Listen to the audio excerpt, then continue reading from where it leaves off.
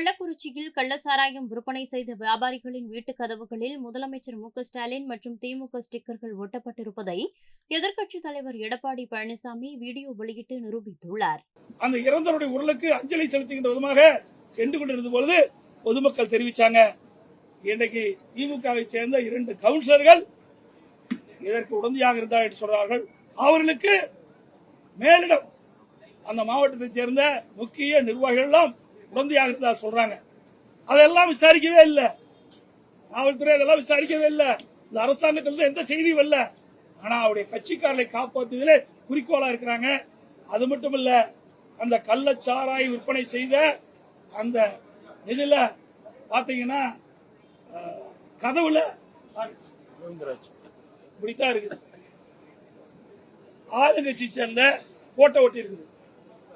அப்படி என்றால் ஆளுங்கட்சி இந்த கள்ளச்சாராய் விற்பதற்கு துணை போகுது, நிறுவனமாகுது.